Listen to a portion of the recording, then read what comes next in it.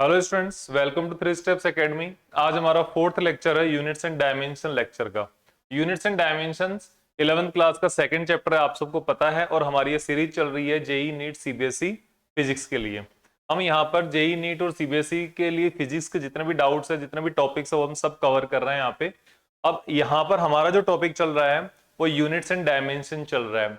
Dimensional analysis में जो fundamental physical quantities है उनकी डायमेंशंस क्या होती है, जो डेराइव्ड फिजिकल क्वांटिटीज है उनकी डायमेंशंस क्या होती है, उनको कैसे डेराइव किया जाता है, कैसे उनको फाइंड आउट किया जाता है, वो सब हमने देखा है अभी तक।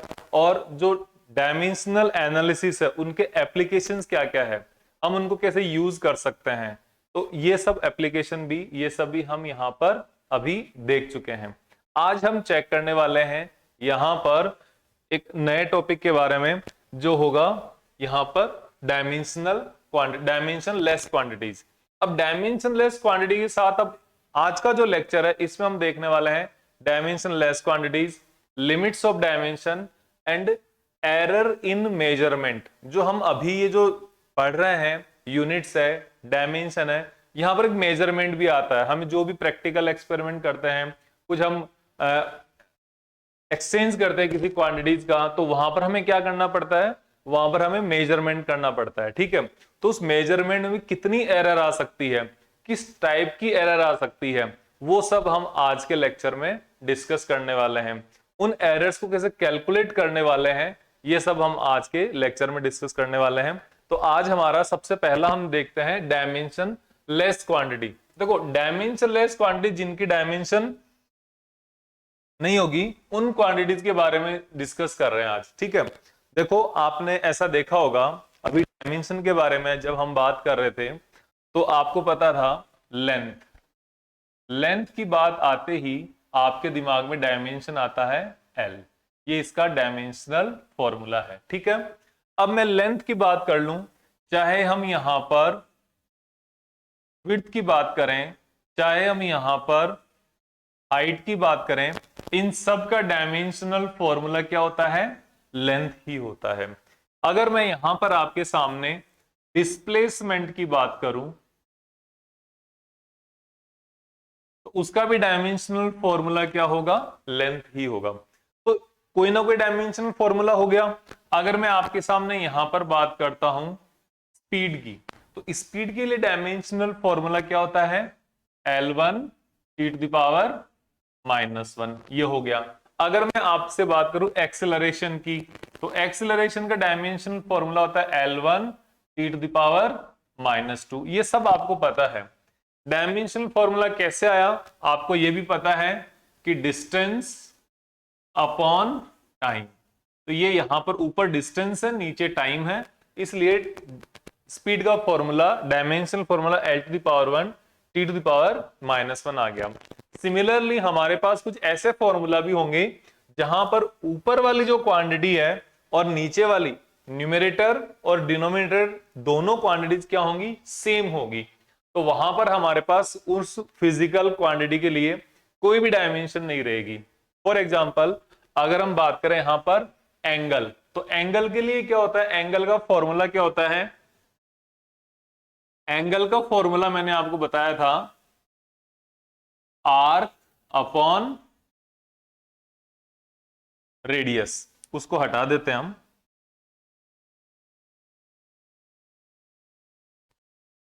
तो यहां पर एंगल का फॉर्मूला है अपने पास आर्क अपॉन रेडियस। जैसे आप यहां पर इस आर्क को मेजर कर रहे हो, ये सर्कल है, और इस आर्क की ये मेजर करोगे तो ये मान लो ये आपके सामने एस आ गया, तो ये भी तो एक तरीके की क्या है, डिस्टेंस ही है। और ये जो रेडियस है ये भी क्या है, डिस्टेंस ही है।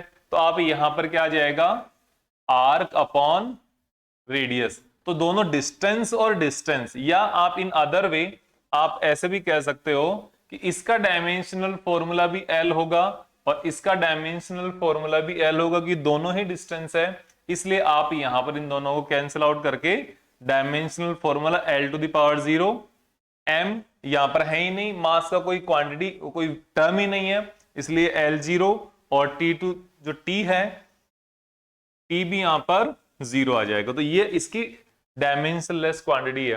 जो भी आपके पास ऐसी क्वांटिटी होगी जो डायमेंशनलेस क्वांटिटी है, तो उनको आप L to the power 0, M to the power 0, T to the power 0 लिख सकते हो, नोट कर सकते हो। ठीक है, किसी भी नंबर की जो पावर 0 होती है उसकी वैल्यू कितनी होती है? उसकी वैल्यू होती है 1, और 1 किसी के साथ खड़ा हो या किसी का नहीं खड़ा हो उसका कोई ज्यादा डिफरेंस नहीं होता। तो इसलिए यहां पर इनकी जो डायमेंशन है वो क्या होगी? Dimension 0, 0 and 0। L to the power भी 0 है, M टू द पावर भी 0 है, T टू द पावर भी यहां पर 0 है। इन क्वांटिटीज को बोलते हैं डायमेंशनलेस क्वांटिटी। अब सॉलिड एंगल की अगर हम बात करें, सॉलिड एंगल के लिए जो फॉर्मूला हमने लिखा था इस टाइप का था ना, सॉलिड एंगल कोन के जैसा, जो आइसक्रीम कोन आता है उस टाइप का मैं हमने आपको बताया था। तो इसके बारे में अगर आपको और ज्यादा अगर देखना तो हमारा इस सीरीज का फर्स्ट लेक्चर देखना, उसके अंदर ये सॉलिड के बारे में, सॉलिड एंगल के बारे में पूरा कंप्लीट डिस्कशन दिया हुआ है। तो यहां पर सॉलिड एंगल के फॉर्मूला क्या होता है? इसको ओमेगा से नोट करते हैं, इस तरीके से ओमेगा से नोट करते हैं, और इसका फॉर्मूला होता है सरफेस एरिया अपॉन रेडियस का स्क्वायर। तो सरफेस एरिया किसका? इस सामने वाला जो फेस है ये, तो इस सरफेस का एरिया का डायमेंशनल फॉर्मूला क्या होता है? L to the power 2। Okay, और जो L है इसका जो रेडियस है इसका भी L होता है, और R स्क्वायर तो L स्क्वायर हो जाएगा। तो यहां पर भी ये दोनों कट जाएंगे, तो आपके पास आ जाएगा L to the power 0, M to the power 0, T to the power 0। तो ये आपके पास इसका डायमेंशनल फॉर्मूला हो गया। सिमिलरली अगर हम और चीजें देखें, आप ऐसी कोई भी फिजिकल क्वांटिटी देख लो जिस फिजिकल क्वांटिटी में न्यूमरेटर यहां पे और डिनोमिनेटर यहां पे, इन दोनों जगह पे सेम क्वांटिटी अगर एग्जिस्ट कर रही है तो उस फिजिकल क्वांटिटी की कोई भी डायमेंशन नहीं होगी, तो उसको डायमेंशनलेस क्वांटिटी बोला जाएगा। अब इसमें जितने भी, एक जैसे स्पेसिफिक ग्रेविटी आ गया, स्पेसिफिक मास आ गया, स्पेसिफिक ग्रेविटी हो गया, ठीक है ना, स्पेसिफिक डेंसिटी हो गया, तो ये सब क्वांटिटी ऐसी है जिनके ऊपर डिनोमिनेटर में, न्यूमरेटर में और नीचे डिनोमिनेटर में सेम क्वांटिटी होने के कारण इनकी डायमेंशन फॉर्मूला क्या हो गया? 0 हो जाएगा। कोई भी डायमेंशन फॉर्मूला नहीं रहेगा, ये डायमेंशन लेस क्वांटिटी रहेगी। फिर इसके बाद कोई एक्सपोनेंशियल का फॉर्मूला है। एक्सपोनेंशियल मतलब यहां पर आपके सामने एक फॉर्मूले आएंगे जो आएंगे e to the power x में, ये सब फॉर्मूला है। ट्रिग्नोमेट्रिक रेशियो, ट्रिग्नोमेट्रिक रेशियो में कौन कौन आ गए? जैसे आपके सामने आ गया sine theta, cos theta, tan theta, then cot theta, sec theta, cosec theta. ये जितने भी ट्रिग्नोमेट्रिक रेशियो, इनके लिए भी कोई डायमेंशनल फॉर्मूला नहीं होता, ये भी डायमेंशन लेस होते हैं। इनका ये जो एंगल है जिसकी हम यहां पे बात कर रहे हैं, ये भी क्या होते हैं? डायमेंशन लेस होते हैं, इनकी भी कोई डायमेंशन नहीं होती। देन जो मैथमेटिकल नंबर है जैसे 2, 3, 4, 5, कोई कांस्टेंट हो गया, ऐसे ही 2 पाई जैसे हो गया आपका कोई मैथमेटिकल कांस्टेंट, जैसे पाई हो गया, तो पाई का कोई भी डायमेंशनल फॉर्मूला नहीं होगा। ठीक है, जैसे आपकी केमिस्ट्री में एक नंबर आता है एवोगैड्रोस नंबर, तो एवोगैड्रो नंबर n होता है ना, 6.22 इंटू 10 टू द पावर 23। तो ये भी क्या है? एक डायमेंशन लेस, एक जस्ट नंबर है, एक मैथमेटिकल कांस्टेंट है ये। तो इसको भी आप क्या बोलोगे? नंबर ऑफ मॉलिक्यूल्स या number of particles in 1 mole substance, ये आपका एवोगैड्रो नंबर हो गया। तो इसको भी क्या है? डायमेंशन लेस क्वांटिटी, इसकी भी कोई डायमेंशन नहीं होती है। ठीक है, अब हम आगे बात करते हैं हमारा नेक्स्ट की। जो हमारे पास डायमेंशनल एनालिसिस है, इस डायमेंशनल एनालिसिस की कुछ लिमिटेशंस है। हमने अभी तक इसके यूजेस पढ़े हैं। इसके यूजेस क्या क्या है? किसी भी इक्वेशन की करेक्टनेस को चेक करता है कि वो इक्वेशन करेक्ट है कि नहीं है। और इसकी यूजेस क्या है? किसी दो फिजिकल क्वांटिटी के बीच में रिलेशन डिराइव कर सकता है, मोर देन टू भी हो सकती है।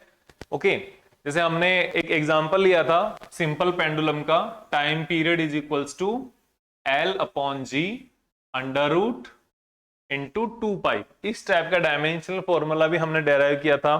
देन ये एक सिस्टम ऑफ यूनिट से दूसरे सिस्टम ऑफ यूनिट्स की तरफ चेंजेस होते हैं, कन्वर्जन होता है, उसका मल्टीप्लीकेशन फैक्टर भी फाइंड आउट कर सकता है। जैसे आपने एग्जांपल किया होगा, अर्ग से जूल से अर्ग की तरफ फाइंड आउट करना, न्यूटन से डाइन्स की तरफ फाइंड आउट करना, तो ये सब आप यहां पे देख सकते हो।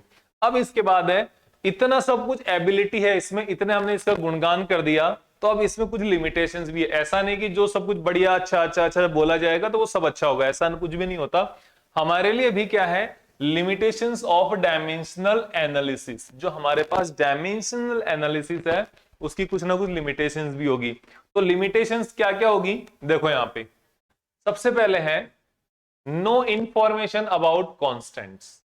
देखो जितने भी कांस्टेंट होंगे, प्रोपोर्शनलिटी कांस्टेंट होंगे, न्यूमेरिक कांस्टेंट होंगे, उनकी यहां पर कोई भी इंफॉर्मेशन अवेलेबल नहीं होगी।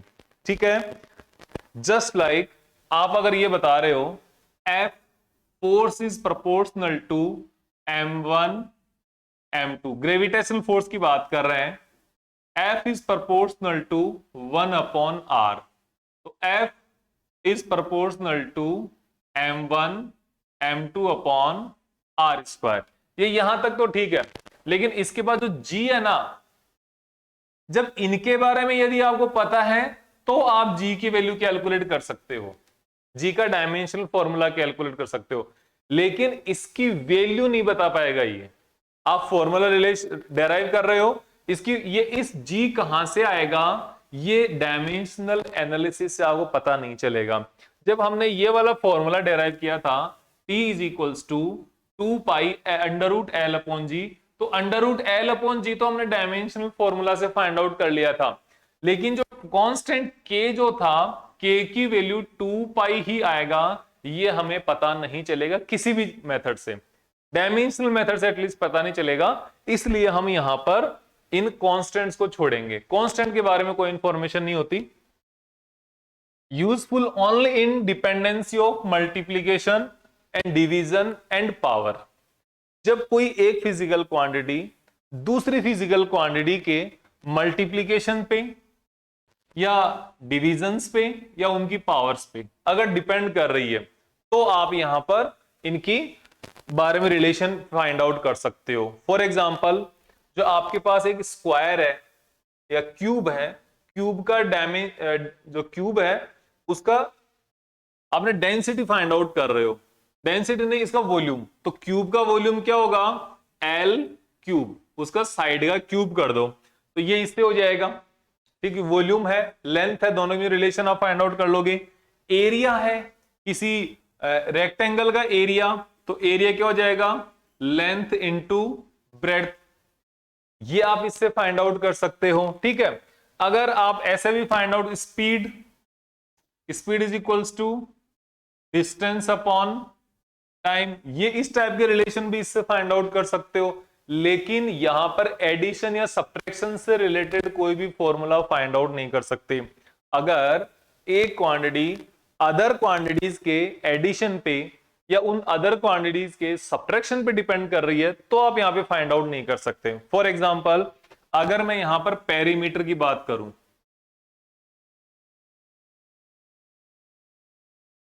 पेरीमीटर ऑफ रेक्टेंगल, तो 2 into L plus B, length plus breadth, तो इस टाइप का जो फॉर्मूला है ना, ये फॉर्मूला हम डायमेंशनल एनालिसिस की हेल्प से फाइंड आउट नहीं कर सकते। किससे, डायमेंशनल एनालिसिस की हेल्प से इस टाइप का फॉर्मूला जिसमें एडिशन है, ये हम फाइंड आउट नहीं कर सकते, ये ध्यान में रखना, ठीक है ना। देन इसके बाद हमारे पास no information about trigonometric exponential logarithmic relation. ठीक है, यहां पर अभी अभी जस्ट मैंने आपको बताया था, अगर किसी फॉर्मूला में sign theta, cos theta, tan theta, ये भले ही डायमेंशनलेस होते हैं, लेकिन अगर किसी फॉर्मूला में ये रिलेशन अगर आ गई तो डायमेंशनल एनालिसिस आपकी हेल्प नहीं कर पाएगी। एक्सपोनेंशियल, अगर कुछ e टू द पावर्स में आ गया, e to the power x, e to the power t, t for time, अगर एक्सपोनेंशियल होता है ये, इसके अंदर कुछ आ गया तो भी नहीं काम करेगा। अगर लॉगरिथमिक में कुछ आ गया, लॉग ये एक मैथमेटिकल टूल होता है। जब आप मैथमेटिक्स स्टडी करेंगे, हम जो बेसिक मैथमेटिक्स है, फिजिकल मैथमेटिक्स है, उसके अंदर हम देखेंगे यहाँ पे, तो आपको उसके उस पोर्शन में आपको ये बताऊंगा मैं लॉगरिथम्स क्या होता है, ठीक है ना। तो इस टाइप की अगर कोई क्वांटिटी फॉर्मूले में आ जाती है तो ये कोई भी रिलेशन नहीं दे पाएगा, डायमेंशनल एनालिसिस कोई इंफॉर्मेशन नहीं दे पाएगा। देन हमारे पास है complexity increases if quantity depends upon more than 3 quantities. अगर हम फॉर्मूला डिराइव कर रहे हैं और वो फॉर्मूला 3 क्वांटिटीज पर अगर डिपेंड कर रहा है, ओके, जो मान लो कोई फिजिकल क्वांटिटी है, T इज प्रोपोर्शनल टू, हमने फॉर्मूला डिराइव किया था L to the power A, G to the power B and मान लो M mass to the power C। अगर 3 क्वांटिटीज पे डिपेंड कर रहा है ना, L G M, तब तो ठीक है, हम इसको आराम से डिराइव कर लेंगे, आराम से इसको रिजोल्व कर लेंगे। लेकिन जैसे ही इसका ये जो फॉर्मूला है ये 3 क्वांटिटी से ज्यादा पे डिपेंड करेगा, ओके, इससे ज्यादा पे डिपेंड करते ही ये कॉम्प्लेक्सिटी इसकी इंक्रीज होगी, और ऐसा भी हो सकता है हम डेराइव ना भी कर सकें, ओके। तो इसलिए इसका कुछ लिमिटेशंस है, इस लिमिटेशंस के साथ ही इनका यूज किया जा सकता है। Beyond this limitations we can not use dimensional analysis, okay. Then हम बात करते हैं इसके आगे, अपना नया टॉपिक है डायमेंशनल एनालिसिस, हम पूरा करते हैं। इसके बाद नया टॉपिक हमारे पास आएगा एरर्स इन मेजरमेंट। देखो डायमेंशनल के बारे में मैं आपको एक और चीज बताता हूं। एक्चुअल में डायमेंशंस हम कौन सी क्वांटिटी की फाइंड आउट कर रहे हैं? डायमेंशंस हम डिफरेंट फिजिकल क्वांटिटीज की फाइंड आउट करेंगे, और जो डिफरेंट फिजिकल क्वांटिटी है उनका इंट्रोडक्शन आपका है नहीं अभी तक। अभी तक तो आपने length, area, volume, density, momentum, speed, pressure, force, work, power, energy, ये जो कुछ लिमिटेड क्वांटिटीज हैं इनके बारे में ही जानते हो। तो इनके बारे में हमने मोस्टली अच्छा खासा डिस्कशन कर लिया, लेकिन इसके बियॉन्ड भी बहुत सारी क्वांटिटीज है। इसके अलावा हमने जैसे इलेक्ट्रिक करंट, वोल्टेज, इन सब के बारे में भी डिस्कस कर लिया। ऐसे ही हमारे पास करीबन कम से कम अगर हम बात करें हंड्रेड्स ऑफ क्वांटिटीज तो होगी ही 11th-12th क्लास की फिजिक्स में। तो उन सभी क्वांटिटीज के बारे में डिस्कस करने के लिए आपको उन सभी क्वांटिटीज के बारे में पता होना चाहिए, उनका इंट्रोडक्शन होना चाहिए। इसलिए डायमेंशनल एनालिसिस का जो एक बेसिक कॉन्सेप्ट है, जो फंडामेंटल नॉलेज है, वो हमने यहां पर ले लिया। अब इसके ऊपर जितने ज्यादा क्वेश्चंस आप करोगे, और वो क्वेश्चन होंगे कब, अभी भी हम कर सकते हैं, लेकिन अभी आप उनको रिलेट नहीं कर पाओगे। उनको रिलेट करने के लिए एक बार थ्रू आउट सिलेबस आपको होना पड़ेगा। उससे क्या है, आप उन क्वांटिटीज के बारे में ज्यादा जानोगे, उन क्वांटिटीज का आपको बेसिक फंडामेंटल्स पता चलेंगे, तो आप क्वेश्चंस के साथ और अच्छे से प्ले कर पाओगे। You can play with your questions. तो इसलिए हम उस डिस्कशन को वहां पर एक बार पूरा करके, जब वरना पूरा सिलेबस हो जाएगा, उसके बाद फिर से हम जो आपका डायमेंशनल एनालिसिस का जो कॉन्सेप्ट है, इसके ऊपर रिलेटेड जो क्वेश्चंस है वो हम फिर से करेंगे, लेकिन बाद में, जब सभी क्वांटिटीज का आपके पास डिस्कशन होगा। और उस टाइम पर आपको जरूरत भी नहीं होगी डिस्कशन करने, आप खुद ही इतना सारा करने लग जाएंगे, ठीक है। तो हम आगे अपना इस चैप्टर को आगे बढ़ाते हुए, एरर्स इन मेजरमेंट। एरर क्या होती है मेजरमेंट में, बताओ। एरर के लिए अगर मैं आपको बात करूं तो यहां पर सबसे पहले हम मेजरमेंट के बारे में देखते हैं, ठीक है। मेजरमेंट के बारे में आपको बताया हुआ है, क्या होता है measurement. Measurement is a comparison of a physical quantity with standard value. उस स्टैंडर्ड वैल्यू को क्या बोलते हो, यूनिट बोलते हो। ये सब हमने देख लिया पहले ऑलरेडी, ठीक है। अब वो यूनिट है वो अलग अलग टाइप की होती है, उस यूनिट के अकॉर्डिंग फिजिकल क्वांटिटी होती है, fundamental physical quantity, derived physical quantity, फिर इसके बाद डायमेंशनल एनालिसिस, ठीक है। ये सब हमने कर लिया है। अब हम आगे की बात करते हैं एरर। तो एरर से पहले हम दो चीज पढ़ना पड़ेगा हमें। एक होती है एक्यूरेसी इन मेजरमेंट, एक होती है प्रेसिजन इन मेजरमेंट, ओके। और प्रेसिजन के लिए हमें यहां पर एक बार लीस्ट काउंट को भी देखना, ठीक है। तो लीस्ट काउंट के बारे में बताता हूं मैं सबसे पहले। Least count is minimum value of physical quantity या minimum value of physical quantity that can be measured by an instrument is called least count. आप इसको ये लिख सकते हो, minimum value of a physical quantity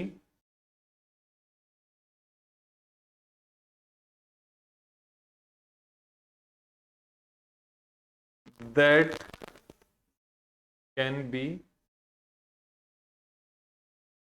measured by an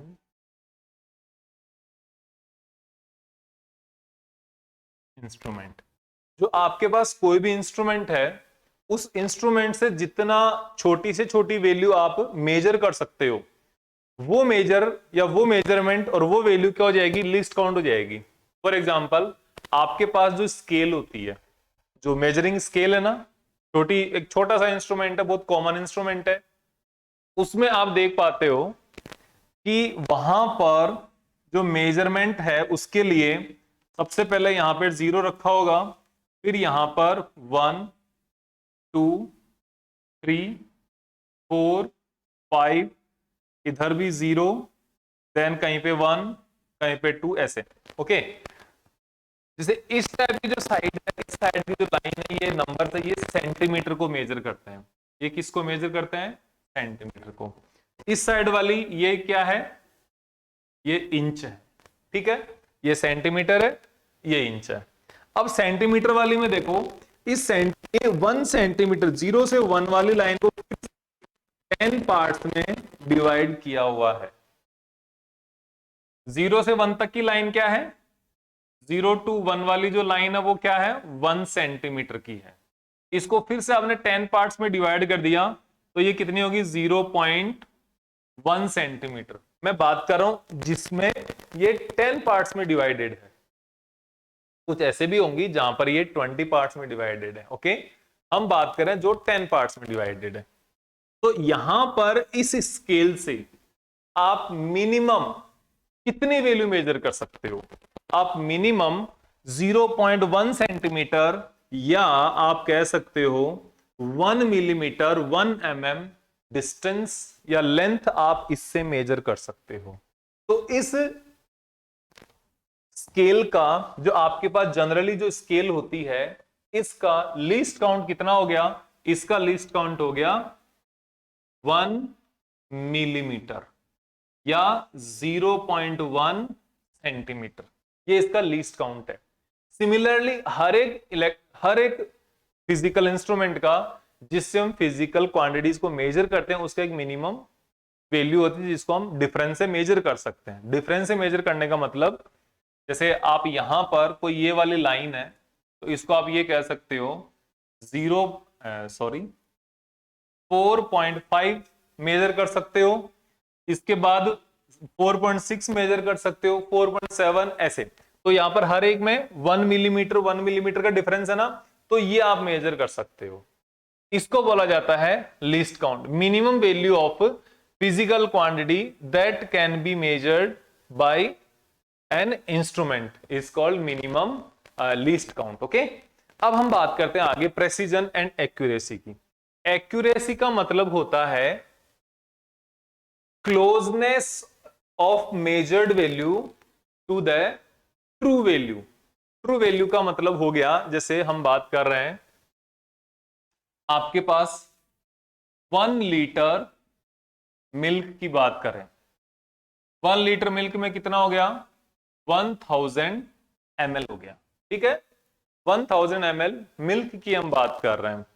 तो यहां पर एक्यूरेसी की मैं बात करूं अगर, तो क्या हो जाएगा, आपने 3 मेजरमेंट किए, एक 995, सेकंड मेजरमेंट 998, थर्ड मेजरमेंट 992, ये सब ml में है, ठीक है। सबसे क्लोज कौन है, सबसे ज्यादा क्लोज कौन है, यहां पे सबसे ज्यादा क्लोज है ये वाली वैल्यू। तो ये इसकी एक्यूरेसी, इस रीडिंग की एक्यूरेसी सबसे ज्यादा हुई। तो this is most accurate. Okay, इन तीनों में सबसे ज्यादा एक्यूरेट ये है, तो ये एक्यूरेसी ज्यादा है इसकी। ठीक है, अगर हम प्रेसिजन की बात करें, ये डिफरेंट। प्रेसिजन का मतलब ये होता है कि आपने जो मेजर किया है उस मेजरिंग इंस्ट्रूमेंट जो है कितने स्मॉल वैल्यू को और ज्यादा मेजर कर सकता है। इसमें मैं एक प्रैक्टिकली एक मैं आपको रीडिंग्स का सेट देकर बात करता हूं। आपके पास सपोज 3 स्टूडेंट्स है, ए बी एंड सी। ठीक है, आपके पास 0.5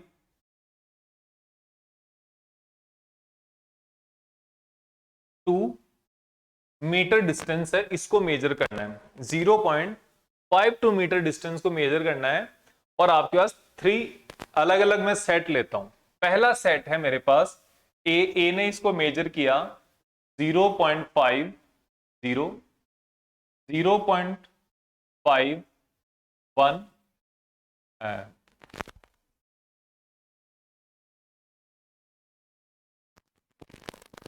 0.53, 0.54, 0.59। ठीक है, ये इसने मेजर किया है। फिर हमारे पास एक स्टूडेंट बी है, इसने मेजर किया है 0.501। इसने एक डिजिट और आगे तक मेजर किया है इसको। ओके, 0.541, 0.562, 0.581। यह आपने यहां पर मेजर किया। ये तीसरा एक और कैंडिडेट अपने पास, इसने मेजर किया है 0.519, 0.521, 0.520, 0.522। अब देखो फर्स्ट स्टूडेंट ने क्या किया है। फर्स्ट स्टूडेंट ने जो मेजरमेंट किया है, ये मेजरमेंट 0.50, 0.53, 54 और 59, इन सब का यदि आप एवरेज कैलकुलेट करोगे, ठीक है, तो वो एवरेज इस 0.52 से काफी दूर होगा। इस 0.52 से वो क्या होगा, काफी दूर है, एक्यूरेसी कम है। ओके, और यहां पर जो मेजरमेंट ओनली डेसिमल के आगे 2 डेसिमल्स का ही है, डेसिमल के बाद में 2 डिजिट्स का ही है, प्रेसिजन भी कम है। इसके लिए देखो इसने क्या किया, 3 डिजिट्स तक मेजर किया है। ठीक है, देखो अगर हम एक तरीके से बात करें इनके बारे में, इस मेजरमेंट के बारे में, ये क्या है, ये है 50 सेंटीमीटर। जो मीटर अगर 0.50 मीटर है तो 50 सेंटीमीटर ये कितना है, ये है 50.1 सेंटीमीटर। तो ये 0.1 में भी चला गया, इस तरीके से आप देखो। ठीक है,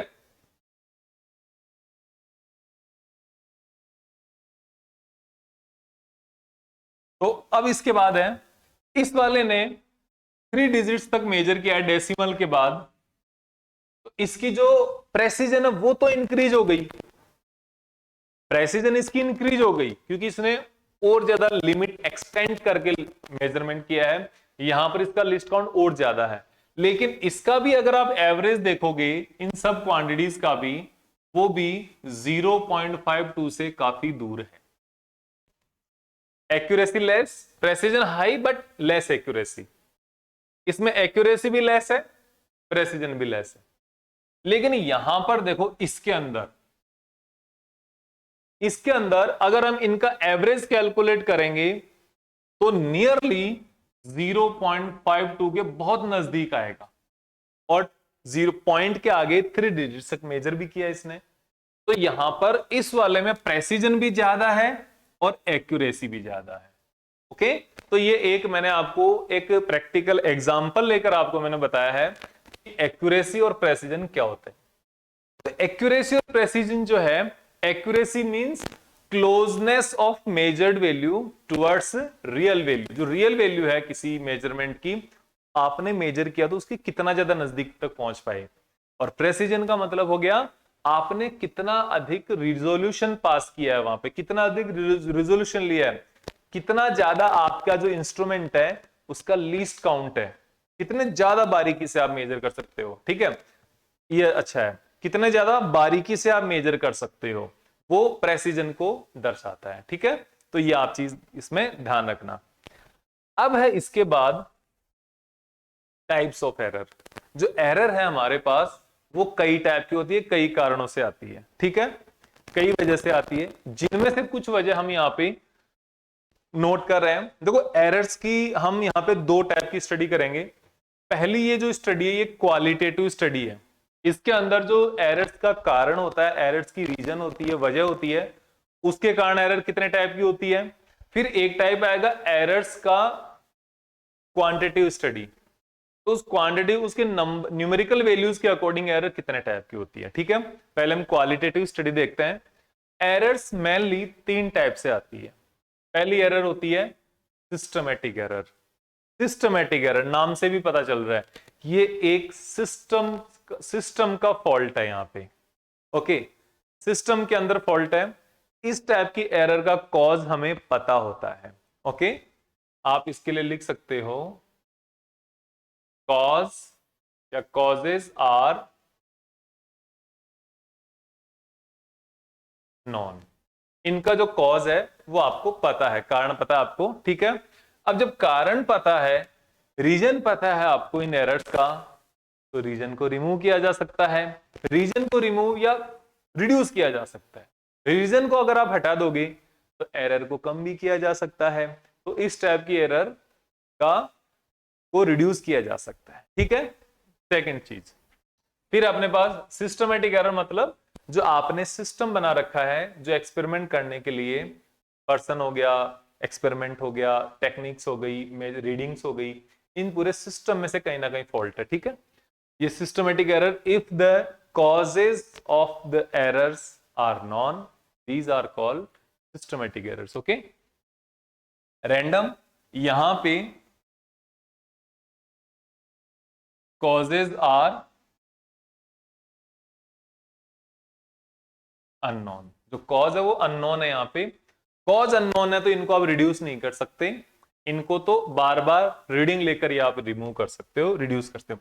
ग्रोस एरर ये एक पर्सन के कारण होती है, कोई केयरलेसनेस वगैरह की वजह से होती है, ये ग्रोस एरर्स में आती है। ठीक है ना, इनका हम और ज्यादा आगे डिवाइड करके स्टडी करते हैं सिस्टमेटिक एरर्स को।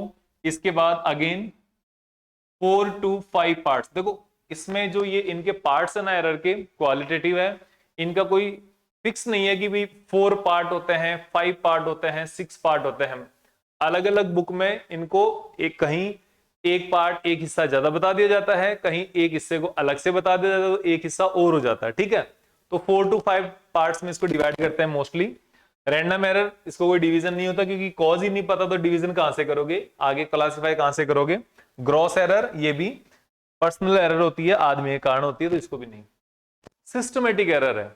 सिस्टमेटिक एरर का सबसे इंपॉर्टेंट चीज क्या बताया मैंने आपको, if causes of errors are known. Cause आपको पता है और कुछ भी मालूम नहीं है आपको। ठीक है, तो कॉज अगर पता तो उनको कितने टाइप के कॉज हो सकते हैं, कितने कारण हो सकते हैं। सबसे पहली आती है इसमें इंस्ट्रूमेंटल एरर।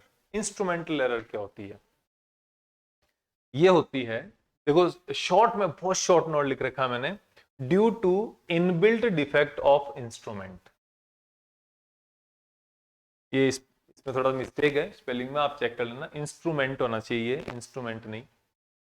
देखो हम अलग अलग डिवाइसेस काम में लेते हैं किसी भी एक्सपेरिमेंट को करने के लिए, और वो जो डिवाइसेज है उन डिवाइसेज के मैन्युफैक्चरिंग डिफेक्ट हो सकता है उन डिवाइसेज में हम लेने के बाद में रेगुलर काम में लेते टाइम पे वहां पर कोई डिफेक्ट हो गया हो सकता है आपने जो स्केल जिससे आप मेजर कर रहे हो उसका इनिशियल जो छोटा सा पार्ट है वो टूट गया हो, तो अब आपकी जो एरर है वो 0 से स्टार्ट होने की बजाय 1 सेंटीमीटर से स्टार्ट हो रही है। ठीक है, तो ये क्या है, एक फॉल्टी इंस्ट्रूमेंट के कारण होती है। ठीक है, तो इस टाइप की एरर को रिमूव करना बहुत आसान है। दो तरीके हैं, या तो आप यहां पर जो इंस्ट्रूमेंट है इसको रिप्लेस करो, इसको ठीक करो, और दूसरा एक तरीका हो सकता है कि इसका किसी स्टैंडर्ड इंस्ट्रूमेंट के साथ कैलिब्रेशन कर लो, उसके साथ उसको कंपेयर कर लो, सेटिंग कर लो एक तरीके से, तो इसको रिमूव किया जा सकता है। फॉल्टी इंस्ट्रूमेंट के कारण होता है ये। ठीक है, then imperfection in experimental techniques. जो आप एक्सपेरिमेंट कर रहे हो, जिस मेथड से आप रीडिंग ले रहे हो, वो मेथड ही गलत हो सकता है। ठीक है, एक्सपेरिमेंट ही गलत हो सकता है due to limitations of experimental arrangement. जो आपने एक्सपेरिमेंटल अरेंजमेंट किया है उसी में गड़बड़ी हो सकती है। फॉर एग्जाम्पल अगर मैं बात करूं, जैसे हम अपनी बॉडी का जो टेम्परेचर है वो हम 3 अलग अलग तरीके से मेजर कर सकते हैं। पहला, जो थर्मामीटर है उसको हम आर्मपिट में यहां पर प्लेस करके कर सकते हैं। दूसरा, हम उस थर्मामीटर को अपने माउथ के अंदर रख के मेजर कर सकते हैं। तीसरा, अपनी जो थाइज है उन थाइज के बीच में भी उस इंस्ट्रूमेंट को, थर्मामीटर को वहां पे रख के मेजर कर सकते हैं हम। ठीक है, लेकिन इसमें ये मोस्टली ये देखा गया है, जो आर्मपिट के अंदर रख के हम थर्मामीटर को मेजर करते हैं टेम्परेचर को, तो वहां पर जनरली बॉडी का मेजर्ड टेम्परेचर रियल टेम्परेचर से थोड़ा कम ही आता है। वो क्या, एक मेथड है ना आपका, हमारे पास अवेलेबल मेथड है, उसी में फॉल्ट है। ठीक है, उसी में क्या है, परेशानी है। तो उसका अरेंजमेंट क्या, उसको उस एरर को कम कैसे करते हैं, क्योंकि हमें जनरली इस प्रकार के, इस टाइप के एरर्स में हमें जनरली पता होता है कि यहां पर वैल्यू इतनी कम आएगी। कोई भी एक नंबर हो सकता है, मान लो 2% कम आएगी, तो हम उस रीडिंग को उतना ही आगे बढ़ा के को नोट कर सकते हैं। तो इस टाइप से इसको रिमूव किया जा सकता है। ठीक है, पहला हो गया इंस्ट्रूमेंटल एरर, इंस्ट्रूमेंट की खराबी की वजह से। दूसरा, इम्परफेक्शन एक्सपेरिमेंटल टेक्निक की वजह से। ठीक है, और इसका एक और एक एग्जांपल बताऊं। जैसे हम मान लो कोई भी वेट मेजर करते हैं, तो जो बियॉन्ड फोर्स है, एयर का जो बियॉन्ड फोर्स है, उसके कारण जो होने वाले चेंजेस है उसको हम रिमूव नहीं कर सकते। वो क्या है, टेक्निक इम्परफेक्ट है। मान लो आपने आपके पास वेइंग मशीन है, यहां पर आपने 1 kg आयरन का वेट रखा है इसके ऊपर, इसको मेजर कर रहे हो, लोहा रख रखा है। ठीक है, एक और वेइंग मशीन है जिसके ऊपर आप जो होती है ना अपने कॉटन जो अपने घर पे मम्मियां जो आप जो रजाई जो ओढ़ते हो, वो कॉटन जिसे कपड़ा बनता है, वो कॉटन आप यहां पे रख रहे हो, उसको मेजर कर रहे हो। एक तरीके से 1 किलो आयरन मेजर कर रहे हो। 1 kg यहां पे आयरन है, 1 kg यहां पे कॉटन है। ठीक है, इसमें से मेजर्ड रीडिंग दोनों में सेम है। तो वैसे अगर देखा जाए तो हमें को एक्सपीरियंस्ड जो वेट होगा दोनों का सेम होगा। ठीक है, लेकिन एक्चुअल वेट इन दोनों में से किसका ज्यादा होगा या किसका कम होगा, ये क्वेश्चन आपके लिए। सोचो पहले, फिर बताना मेरे को। 1 kg आयरन जनरली जब मेजर करोगे तो ये वेट तो आपको 1 kg होगा, लेकिन इसके ऊपर की तरफ लगने वाला बियॉन्ड फोर्स एयर के कारण बहुत कम होगा। तो ये 1 kg का मतलब नियरली 1 kg है। लेकिन यहां पर क्या है, जब इसके ऊपर बियॉन्ड फोर्स भी लग रहा है ऊपर, उसके बावजूद भी ये 1 kg दे रहा है। इसका मतलब इस बियॉन्ड फोर्स को ओवरकम करने के लिए यहां पर कुछ एक्स्ट्रा मटेरियल चाहिए। जो 1 kg कॉटन जो होता है वो एक्चुअल में थोड़ा ज्यादा मास होता है, उसके अंदर मास थोड़ा ज्यादा होता है, ये थोड़ा भारी होता है। हमें नहीं लगता ये भारी है, लेकिन होता है। ठीक है, ध्यान रखना इस बात का। देन तो ये इम्परफेक्शन टेक्निक है, इसलिए इनका मेजरमेंट गड़बड़ आएगा। फिर पर्सनल एरर, ये भी थोड़ा गड़बड़ हो गया। पर्सनल एरर, पर्सनल एरर क्या होती है? जो एक्सपेरिमेंट करने वाला व्यक्ति खुद, हो सकता है उस एक्सपेरिमेंट करने वाले आदमी को एक्सपीरियंस नहीं है, हो सकता है उसको ट्रेनिंग दी गई नहीं दी गई प्रॉपर, हो सकता है वो उसमें कोई केयरलेस बन रहा है, उसको रीडिंग लेनी नहीं आती है, उसको अरेंजमेंट जो प्रैक्टिकल जो कर रहे हो, एक्सपेरिमेंट कर रहे हो, उसका सेटअप तैयार करना नहीं आता है। तो उस टाइप में this arise due to individual bias, या फिर कई का ये होता है ना, कई लोग ऐसे तो वो बस अपन तो कर लेंगे आराम से, हाँ बस हो जाएगा। तो वो हो जाएगा वाली जो चीज है वो यहाँ पे नहीं चलती है। फिजिक्स के अंदर हो जाएगा वाली चीजें चलती नहीं है, यहाँ पे एकदम प्रॉपर सेटिंग करनी पड़ती है। तो इंडिविजुअल बायस के कारण हो सकता है, लैक ऑफ प्रॉपर सेटिंग और लैक ऑफ ट्रेनिंग। हो सकता है जानबूझ के केयरलेस की वजह से कर रहा हो सकता है वो ट्रेनिंग की कमी है उसके पास। तो ये सब चीजें हैं यहाँ पे। तो ये सब क्या है? पर्सनल एरर आ गई इसमें, ठीक है। Then error external causes, external causes के कारण भी खूब एरर होती है। एक्सटर्नल कॉजेज जैसे मान लो आप रूम का टेम्परेचर मेजर कर रहे हो, ठीक है। एक्सटर्नल कॉजेज के कारण जो एरर होती है वो लगभग मोस्टली रैंडम ही होती है एक तरीके से, लेकिन हमें पता है कि वो एक्सटर्नल कॉज के कारण है, तो हम उस एक्सटर्नल कॉज को रिमूव कर सकते हैं, उसको कम कर सकते हैं, उसको कंट्रोल कर सकते हैं। फॉर एग्जाम्पल हम एक ओपन रूम का टेम्परेचर मेजर कर रहे हैं, ठीक है। उस टेम्परेचर को मेजर करने के लिए हमें क्या चाहिए? हम थर्मामीटर चाहिए, और थर्मामीटर को जैसे ही हमने रीडिंग नोट करने की कोशिश की, इतने में एक मान लो ठंडी हवा आ गई या ठंडी हवा का झोंका आ गया, तो अपना जो टेम्परेचर है, रियल टेम्परेचर रूम का, वो थोड़ा कम नोट होगा, ठीक है, कम नोट होगा। और अगर उस ठंडी हवा के झोंके की बजाय गर्म हवा आ गई तो वो टेम्परेचर थोड़ा ज्यादा होगा। तो these are due to external cause. इसको रिमूव कैसे कर सकते हो? खिड़की बंद कर दो तो रिमूव किया जा सकता है। जो एक्सटर्नल कंडीशंस है उनको कंट्रोल करके रिमूव किया जा सकता है। इसको किसको? एक्सटर्नल कॉजेस के कारण जो एयर आती है, जो एरर आती है इनको। इसके बाद अपने पास लीस्ट काउंट एरर, जो हमने अभी जस्ट आपसे लीस्ट काउंट के बारे में बात की थी। तो लीस्ट काउंट क्या होता है? Minimum value of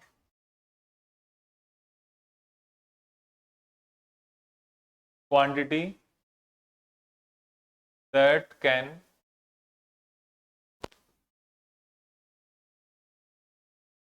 measured by instrument.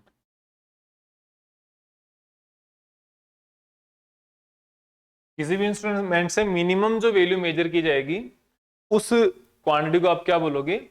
Least count बोल सकते हो, ठीक है ना। इसका एग्जांपल मैंने आपको बताया ही था। आपके पास जो स्केल होती है, जैसे ये 0 है, ये 1 है, ये 2 है, ये 3 है, ये 4 है, एंड सो ऑन, ठीक है। तो इसमें इसको फिर से अंदर 10 पार्ट्स में डिवाइड किया होता है। तो ये 0 से लेके 1 तक क्या है? 1 सेंटीमीटर है। इसको फिर से 10 पार्ट्स में डिवाइड कर दिया तो 1 सेंटीमीटर डिवाइडेड बाई 10, 0.1 सेंटीमीटर, जिसको आप 1 मिलीमीटर बोलते हो। तो ये जो है ना, ये इसका लीस्ट काउंट है। 1 मिलीमीटर इस स्केल का लीस्ट काउंट है। अब कई आजकल जो स्केल आ रही है, जैसे नटराज वगैरह की जो स्केल हो गई, अच्छी जो स्केल आती है, वो इन 10 को फिर से एक एक बार और डिवाइड करती है, फिर से और डिवाइड कर देती है। तो फिर इसका लीस्ट काउंट कितना? ये ओनली 1 और 2 सेंटीमीटर तक ही चलता है फिर ये। तो इसके लिए फिर कितना हो जाएगा? फिर हो जाएगा 0.5 mm। तो इसका क्या हो गया? लीस्ट काउंट हो गया। और जो हमारे जो फिजिक्स लैब होती है आपके स्कूल्स में, हमारे पास उन वर्नियर कैलिपर्स का जो लीस्ट काउंट है वो इसको भी और छोटा मेजर कर सकता है। मतलब आप ये जो 1 मिलीमीटर है, इसको भी 10 पार्ट्स में अगर डिवाइड कर दो तो क्या क्या बन जाएगा? 0.1 mm। इसको भी मेजर करने का तरीका है, इसको भी मेजर किया जाता है। तो वहां पे 0.1 मिलीमीटर होता है। और कुछ अच्छे जो वर्नियर कैलिपर्स है, जो आप बड़ी क्लासेस में जाओगे, इंजीनियरिंग में जाओगे, वहां पे लैब्स में देखोगे तो और छोटे मेजरमेंट वाले वर्नियर कैलिपर्स आते हैं। तो ये हो गया आपका लीस्ट काउंट। अब देखो, मान लो आपके पास ये जो स्केल है, इसमें रीडिंग ये दी हुई है 0 1 2 3 4, अंदर वाला नहीं है, केवल ये रीडिंग्स दी हुई है, ठीक है ना। ये वाली जो है ना डिवीजन, ये नहीं है, ये ध्यान रखना। और आपको इस लेंथ को मेजर करना है, इस लेंथ को मेजर करना है। तो कैसे करोगे? इसकी लेंथ, ये जो लेंथ है इसकी वैल्यू कितनी है, एक बार सोचो 10 सेकंड के लिए। लिख लो अपनी नोटबुक में, लिख ली होगी तो देखो, आपने लिखी होगी इसकी जो लेंथ है वो है 3.5 सेंटीमीटर। आप में से ज्यादातर लोगों ने ये लिखा होगा, लेकिन ऐसा नहीं है। क्यों नहीं है? क्योंकि 3.5 सेंटीमीटर इस स्केल पर कहीं पर भी आपको दिखाई दे रहा है क्या? नहीं ना। 3.5 सेंटीमीटर आपकी मन की बनाई हुई रीडिंग है, स्केल की दी हुई रीडिंग नहीं है। स्केल से अगर आप रीडिंग लोगे तो या तो आप इसको मेजर करोगे कितना, 3 सेंटीमीटर, या फिर आप इसको मेजर करोगे कितना, 4 सेंटीमीटर। यहां पर 3.5 की कोई रीडिंग है ही नहीं इस रीजन में, ठीक है। तो इसलिए आपने जो ये रीडिंग लिखी है 3.5, ये गलत है। अब मैं आपको बताऊं दिक्कत क्या है। दिक्कत ये अब ये हो गई, अगर आपने चाहे 3 लिखी हो चाहे 4 लिखी हो, 3 लिखी है तो ये जो इतना जो डिफरेंस है ना, ये डिफरेंस क्या हो गया, ये एरर हो गई। किसके कारण? लीस्ट काउंट के कारण। ओके, क्योंकि लीस्ट काउंट नहीं है इस स्केल का इतना, ये या तो 3 सेंटीमीटर मेजर करेगी या 4 करेगी। अगर आपने 4 करी है तो इतना ये जो डिफरेंस है ये क्या है, उसी लीस्ट काउंट के कारण एरर है। तो ये हो गई आपके लीस्ट काउंट के कारण एरर, ठीक है। Error due to least count, और this is known as a least count error. Okay, हम लीस्ट काउंट से छोटी वैल्यू मेजर नहीं कर सकते। ये आपके पास बहुत स्मॉल है, ठीक है, इसलिए आपको पता चल रहा है, ये मतलब ये जो डिस्टेंस ज्यादा है इसलिए आपको पता चल रहा है 3.5। अगर मैं इसको और ज्यादा कर दूं तो, अब मान लो यहां तक कर दिया, तो अब आप ऐसे थोड़ी लिख सकते हो 3.55, नहीं, या तो आप लिखोगे 3.5 या आप लिखोगे 3.4। इन दोनों के बीच की कोई रीडिंग नहीं लिखना है, ठीक है, कि अब 3.5 है इसमें, 3.4 भी है इसमें। तो स्केल के कारण जो रीडिंग हो रही है दिक्कत, जो एक लीस्ट काउंट के कारण जो दिक्कत हो रही है उसको बोलते हैं लीस्ट काउंट एरर, ठीक है। देन हमारे पास है random errors. Random errors irregular और अननोन एरर होती है, और इरेगुलर और अननोन एरर को रिमूव करने का कोई भी तरीका नहीं होता, इनको रिमूव नहीं की जा सकती। लेकिन हाँ, इनकी एक खासियत होती है, ये जो एरर है, मान लो कोई रियल वैल्यू है, मान लो 1000 ml आपने मिल्क मेजर कर रहे हो, यूज किया है, ठीक है, इसके आने की प्रोबेबिलिटी प्लस में भी उतनी ही है और माइनस में भी उतनी। फॉर एग्जाम्पल, अगर हम बात करें कि जो आपका मेजरमेंट आएगा वो 998 भी आने की जितनी प्रोबेबिलिटी, उतनी प्रोबेबिलिटी 1002 आने की है, ठीक है। दोनों में से दोनों वैल्यूज आने की प्रोबेबिलिटी क्या है, सेम है इरेगुलर एरर्स में।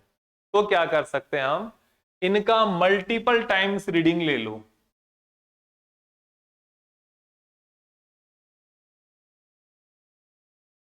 ऐसे